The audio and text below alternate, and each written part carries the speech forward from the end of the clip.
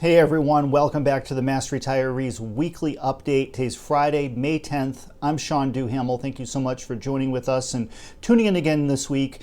Now, I've got some good news to report, and many of you may have already heard this earlier in the week, and let me try to give it a little bit of context and maybe fill in some of the questions that we've been getting from some members. Earlier this week, the trustees for both the Social Security system as well as the Medicare system issued their annual reports. And why this is important is contained within the annual reports is always the projection of the solvency of the trust funds.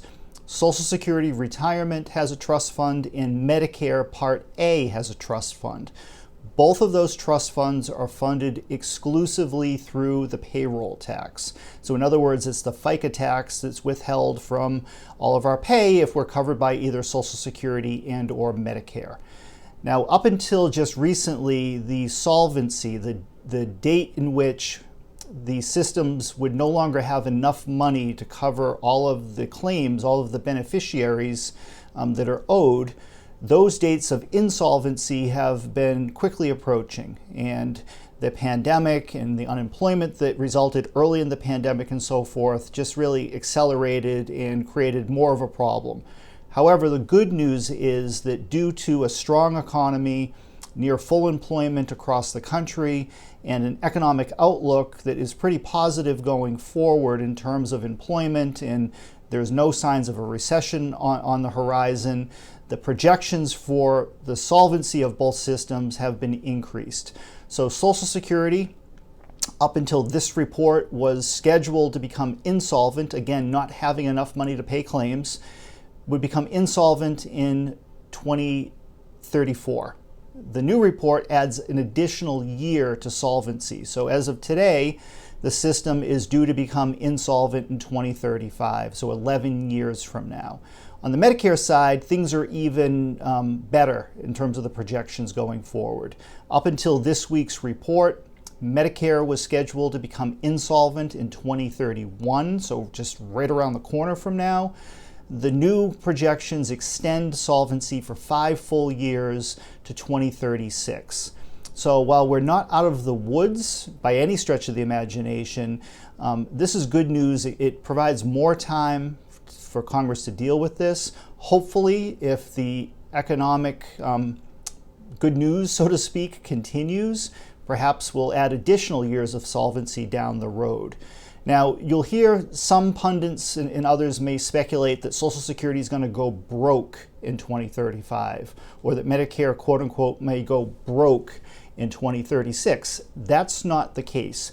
Neither system is in any danger of going broke, quote unquote.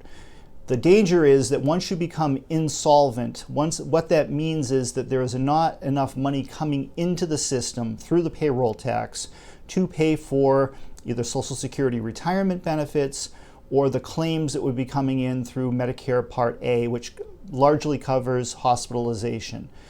That doesn't mean that the funds are left with nothing. Under the Social Security system in 2035, insolvency would mean that the system going forward would only have about 83% of the total funds needed to cover benefits. And if Congress decided to do absolutely nothing, which we believe is very unlikely, but that would force a 17% reduction in Social Security benefits at that time going forward. On the Medicare side, things are a little bit better off. While the system is scheduled to become or predicted to become insolvent in 2036, that would mean that in 2036, they would only have 89% of the funds necessary to pay claims at that time. So again, they're not broke, they're not left without any money, they just don't have enough money. Now, let me take a little bit of a step back and just give a little bit more context to both plans, because I know these plans are complicated. There's a lot of information floating around out there. Some of it's good information, some of it's bad information. As I said a moment ago, both the Social Security Trust Fund for retirement benefits and the Medicare Part A Trust Fund are funded through the federal payroll tax, the so-called FICA tax. Each of us, when we pay into Social Security, 6.2% of your salary, and in 2024, that's up to $168,000 is the amount that you can be taxed on. That goes into the Social Security system. An equal amount, 6.2%, is paid by the employer, up to $168,000. So that's what comes out of my paycheck, for instance, into the Social Security system. Now, when Social Security was created back in 1935, there were approximately 4 workers for every 1 retiree drawing benefits out of the system. So it was a 4-to-1 ratio. In 1983 and more recently, that number, and I use 1983 as the date because that was the last time any real major Social Security reform was passed by Congress. And unfortunately, that 1983 law, of course, included the creation of the weapon GPO, as all of us know. But the ratio of workers compared to retirees has continued to be reduced. And the main reason for this is that there are now more retirees, or a growing number of retirees, as opposed to active workers. As I think most of us know, fewer and fewer Americans are having large families, if having any children at all, so the birth rate has continued to decline. And at this point in time, we are slightly less than 3 workers paying into Social Security and Medicare for every 1 retiree receiving benefits.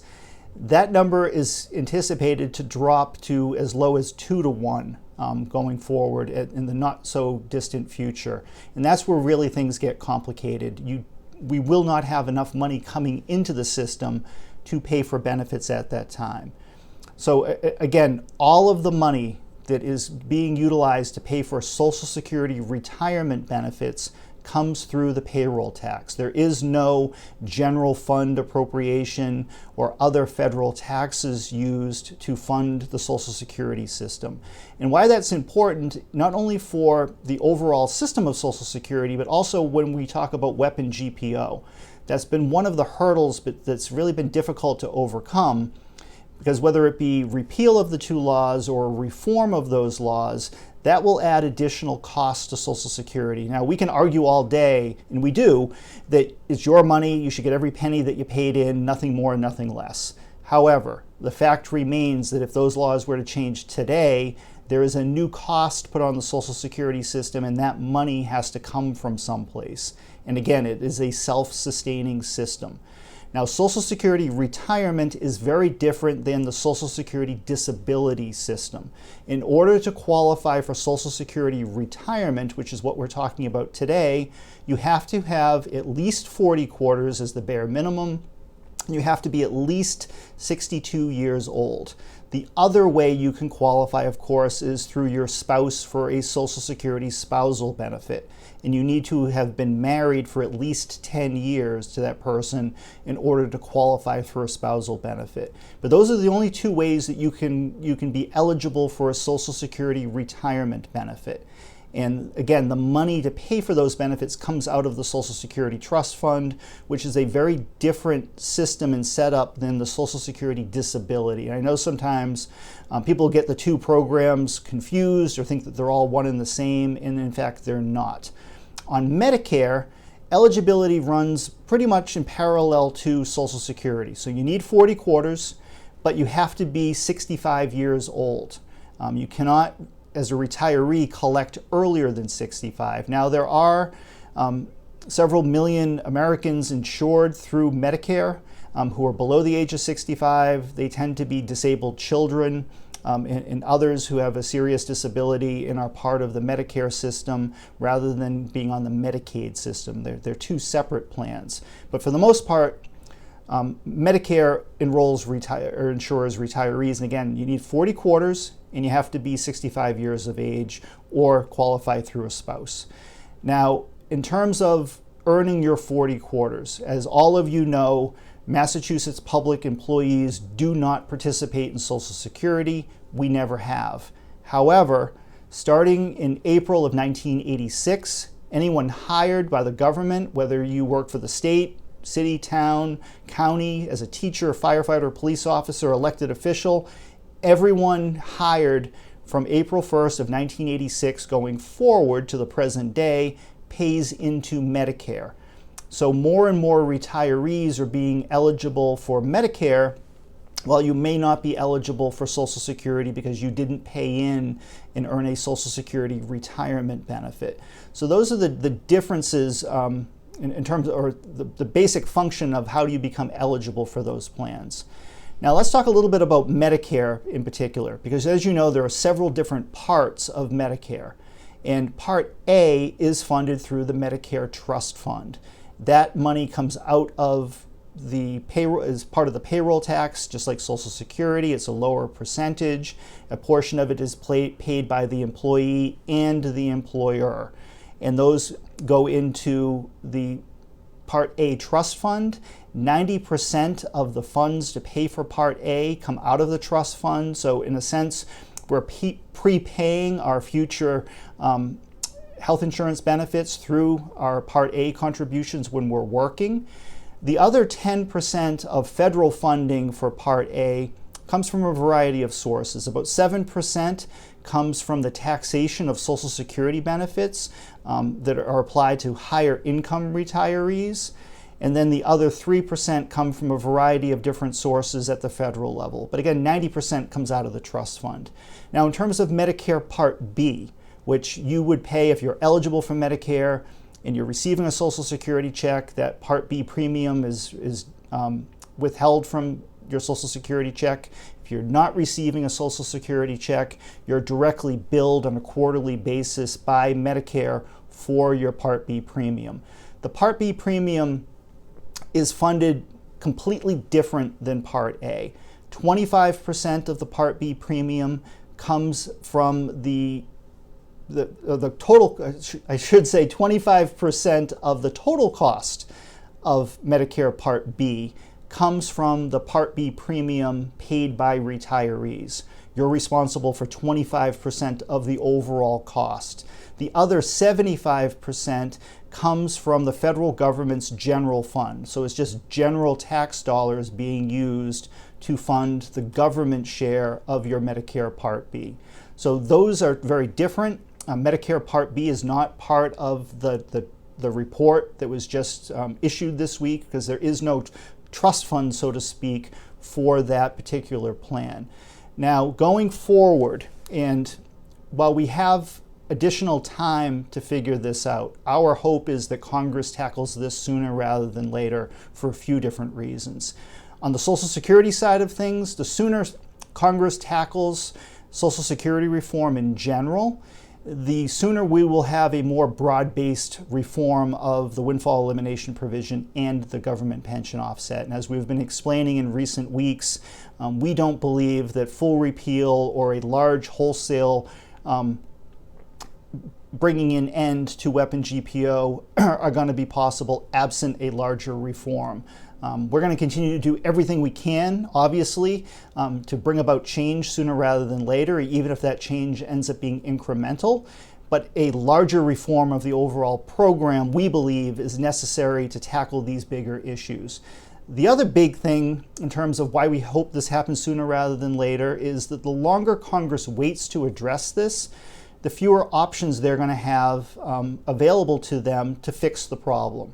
And the options that will be available will be more and more drastic. So whether it be more drastic tax increase or benefit cuts for future retirees or changes to the COLA, these are things we really don't want to see happen. And the longer Congress waits and continues to kick the can down the road, the more complicated it's going to be. Now, on the Medicare side of things, again, we have until 2036 to figure this out based on the current report. But again, the choices out there are only going to become more complicated the longer the federal government waits to tackle the problem. Now, in terms of potential fixes, and if you tuned in to the April 16th public hearing before the House Ways and Means Subcommittee on Social Security, the focus of the hearing was supposed to be on the weapon GPO. Unfortunately, a large portion of the public testimony we heard, as well as the comments from members of the committee, were focused on the overall issue of Social Security. Now, obviously, all of these things go hand in hand. You really can't talk about one without talking about the other. However, on April 16th, we were really hoping that the primary focus of the hearing and the expert testimony would rest on solutions to weapon GPO. If not full repeal, then what can we do and how do we get there? And unfortunately, again, a lot of what was talked about by the witnesses and the committee members were on the bigger issues of Social Security, the solvency issue, potential reforms that may or may not be required. So if you did tune into that, you heard quite a bit about those issues. And one of the reasons why this is so complicated and politically difficult is that there are no easy solutions to these things. Again, as I was saying a moment ago, it's more of a combination of mathematics and demographics. We don't have enough people paying into these systems over the long haul to pay for the benefits that are due to everybody or pay the claims that are coming in through the Medicare side of things. So either we need more people paying in, or we need more to find a way to bring more money into the system through other means. Or, worst case scenario, benefit reductions are going to be required. Now, we believe that most likely what we're going to see is a combination of changes. Now, obviously, some of these problems can be fixed by increasing taxes, which are never popular for anybody. As an active worker, I don't want to pay more taxes if I don't have to. However, looking at the bigger picture and knowing that I'm turning 54 this fall and that Social Security and Medicare are not that far away. I'll be eligible for Medicare in just 11 years, which is right around the corner and kind of scary. But the point is these programs are important and we all need to do our part to make sure that they're not only going to be there for current retirees, but also future retirees as well. So whether it's increasing taxes, making benefit changes, changing eligibility, increasing the retirement age, these are all things that are controversial. They're difficult choices to make. They have other ramifications on our wider economy and on people's lives. That's what makes it so politically difficult for both parties to come together, to find common ground, to find a solution. And that's also why the 1983 reform that was negotiated by President Ronald Reagan and House Speaker Tip O'Neill at the time is still really championed today as an example of tough political decisions being made in a bipartisan manner when both parties come together to find a solution to a common problem. Now, my hope is that when Congress and the President finally get around to fixing this, we don't end up creating another problem like weapon GPO going forward. Now, in the meantime, let's end this on a happy note. The good news is that the projections of insolvency have been pushed out further in the future, particularly on the Medicare side of things. So that's going to buy us all some time to figure this out and fix it. And Congress is not going to allow the roof to cave in and for retirees to be harmed. We only hope that they get around to fixing this sooner rather than later. A, it's going to make the overall situation better. It's also going to give people peace of mind. The last thing that any of you should be worried about, or certainly my generation or my children or your grandchildren, is whether or not these retirement programs will be there for all of us in the future. So we've got to figure it out. But we have time. The news this week was good. So we'll take any good news while we can. Now, I want to remind everybody before we wrap this up that today, on Friday, May 10th, we will be holding our Boston area meeting at Florian Hall in Dorchester, located at 55 Hallett Street. It's right off the highway. There's plenty of parking. So if you're in and around the Dorchester area, Quincy, Weymouth, Braintree, Milton, come on by, say hello. We're hoping to have a robust crowd. It's always wonderful to see you all in person. With that, I'm going to wrap up. If you noticed, I am burning up. Someone decided in our building here at 11 Beacon Street to turn the heat on this afternoon. So it is quite literally a sauna in my office right now. So take care, everybody. I'm going to go out and get some cool air. Bye-bye.